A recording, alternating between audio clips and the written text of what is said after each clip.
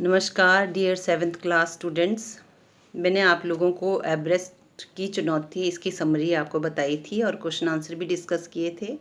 अब इसका नेक्स्ट जो पार्ट है वो है हमारा भाषा अभ्यास का, अभ्यास सागर का, जिसमें आपके हैं विशेषण व भेद।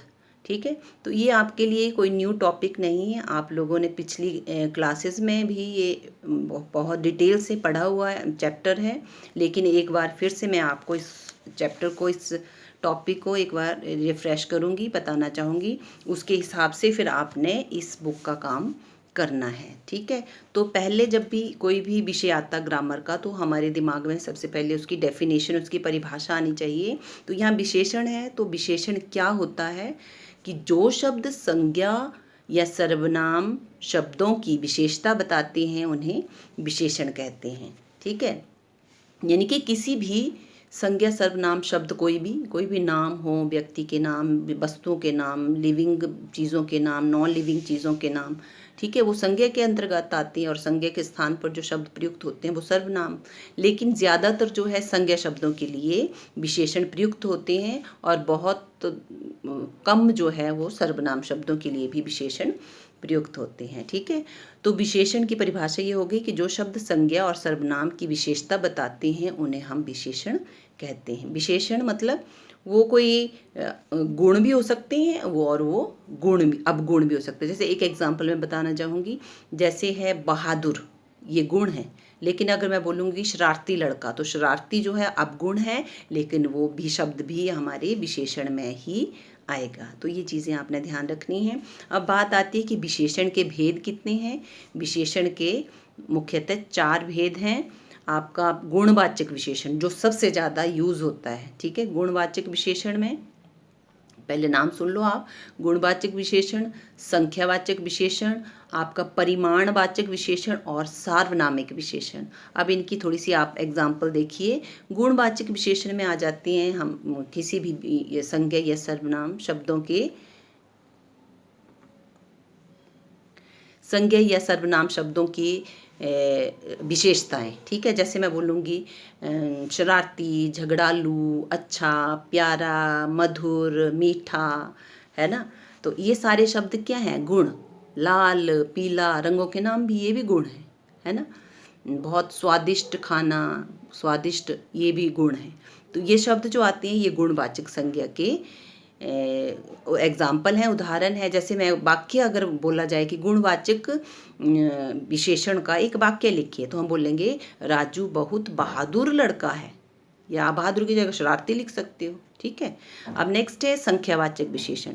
संख्यावाचक, संख्या आनी चाहिए उसमें, 1, 2, 3, 4, 1000, 100, कुछ भी हो सकती है ना। मेरे पास 2 किताबें हैं, मेरे पास 2 किताबें हैं, जैसे 2 किताबें, ये 1 और ये 2। ठीक है, तो इस तरह से हम कर सकते हैं चीज़ों को। लेकिन अगर संख्यावाचक के 2 उपभेद और हो जाते हैं। एक अनिश्चित संख्या, निश्चित संख्यावाचक विशेषण, और निश्चित संख्या, अनिश्चित और निश्चित संख्या। अनिश्चित में मेरे पास कुछ किताबें हैं, कुछ, लेकिन संख्या में मालूम नहीं है, तो वो अनिश्चित संख्यावाचक विशेषण होगा।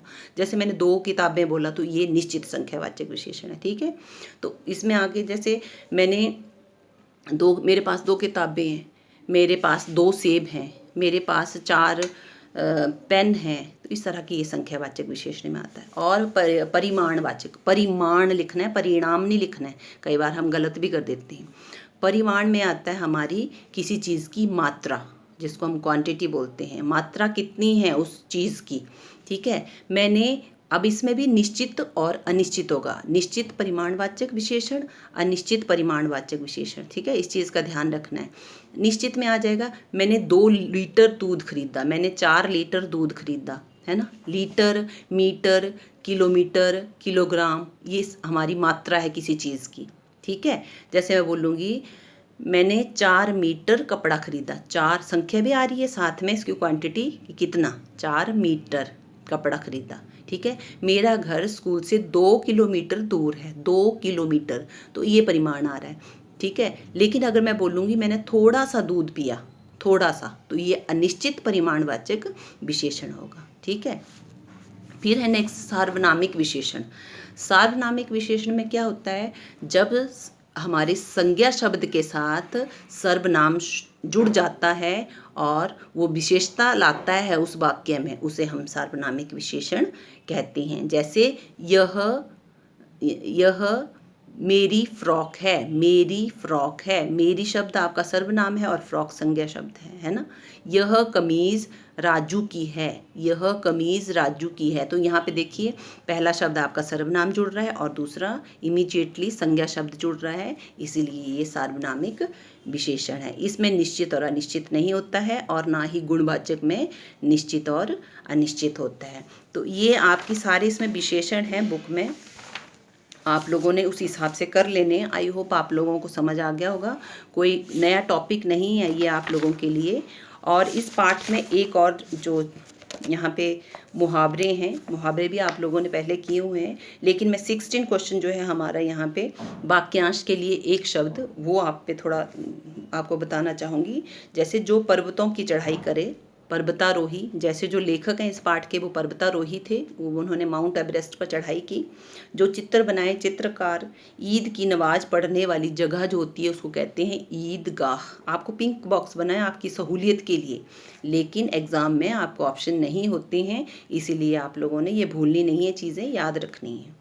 कलाकार द्वारा बनाई गई वस्तु कलाकृति, कलाकार द्वारा बनाई गई वस्तु कलाकृति, ठीक है। जो कठिनाई से समझ में आए, दुर्बोध, दुर्बोध ओ की मात्रा के साथ रेफ भी जुड़ा हुआ है। जो संगीत का ज्ञाता हो, संगीतकार या संगीतज्ञ, ठीक है। और एक सूचना है, ये भी आप लोगों ने लिखनी है। सूचना में जो है वो सब्जेक्ट होना चाहिए सबसे पहले। विद्यालय का नाम पूछा गया है, विषय पूछा गया कि यहाँ आपको ऊपर दिया हुआ कि किस बारे में आपने सूचना बनानी है, तो आपका फॉर्मेट जो है सूचना बनाने का वो सही होना चाहिए। और उसके बाद फिर आपने उस विषय के अनुरूप आपने शब्द रचना करनी है, वाक्य रचना करनी है। और फिर जब एंड करते हो तो अपना जो सूचना देने वाला व्यक्ति, अपना नाम आपने मेंशन करना ज़रूरी होता है, और आप किस बेस पर ये सूचना दे रहे हो, आप कैप्टन हो या आप क्या हो, हेड ऑफ द डिपार्टमेंट जो भी हो, आप होते हैं, मॉनिटर हैं, क्या हैं आप, है ना, तो वो भी आपने इसमें मेंशन करना है, ठीक है। तो आई होप आप लोगों को विशेषण समझ आ गए होंगे, क्योंकि मेनली ये लेसन जो है विशेषण पे ही आधारित है, तो आपने अच्छे से करना है और सुंदर लिखना है, ठीक है। धन्यवाद।